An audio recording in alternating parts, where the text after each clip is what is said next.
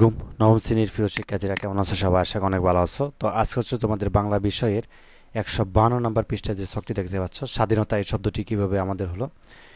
এখানে যে ছকটি আছে 6.1.12 অর্থাৎ 12, ঠিক আছে, কবিতার কাঠামো বুঝি। তো স্বাধীনতা এই শব্দটি কিভাবে আমাদের হলো, যে কবিতাটি আছে এই কবিতাটি হচ্ছে তোমাদেরকে প্রথমে পড়ে নিতে হবে এবং পড়ার পর তোমাদেরকে যেটি করতে হবে, এই বাম পাশে আছে জিজ্ঞাসা আর এখানে হচ্ছে কি জবাব। জবাব মানে উত্তর, ঠিক আছে।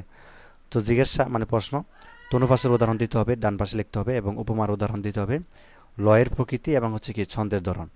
তো এই চারটি হচ্ছে ছক আমাদেরকে পূরণ করতে হবে, অর্থাৎ চারটি কলম।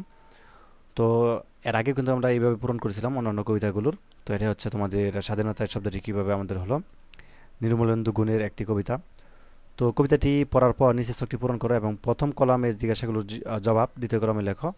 এই কাজের জন্য সবারই দেশে আলোচনা করো এবং শিক্ষকের সহায়তা নাও। তো চলো এই ছকটা কীভাবে অতি সহজেই পূরণ করবে আনসারটা দেখা যাক। তো ইতিমধ্যে আমি পূরণ করেছি। তো 6.1.12 মানে 12 কবিতার কাঠামো বুঝি। তো এখানে আছে বাম কলমে জিজ্ঞাসা আর ডান কলমে রয়েছে জবাব।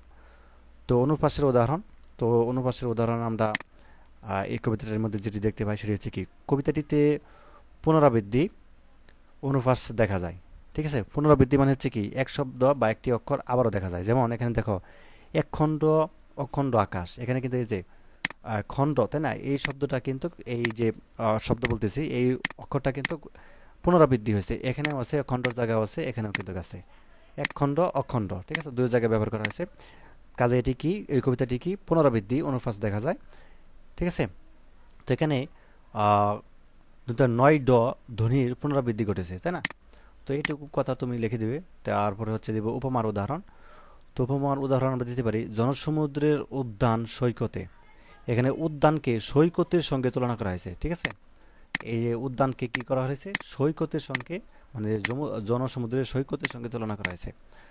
আর লয়ের প্রকৃতি, লয়ের প্রকৃতি অর্থাৎ কবিতাটি লয় ধীরগতি, অর্থাৎ কবিতাটি তোমাকে খুব আস্তে আস্তে ধীরস্থির পড়তে হবে, তাহলে শুনতে ভালো লাগবে, ঠিক আছে। এটাই হচ্ছে মূলত কবিতাটি কি, লয় ধীর গতির, ঠিক আছে। লয়ের প্রকৃতি মানে কি, কবিতাটির লয় ধীরগতির।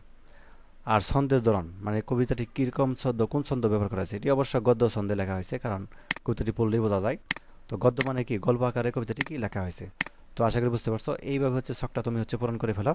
তো আজকের ক্লাসটা এই পর্যন্ত। পরবর্তী পর্বে হচ্ছে আমরা 153 নম্বর পৃষ্ঠা, যে 6.1.13 জীবনের সঙ্গী কবিতার সম্পর্কে খুঁজে এখান থেকে শুরু করবো। তো ধন্যবাদ সবাইকে ভিডিও দেখার জন্য। আল্লাহ হাফিজ।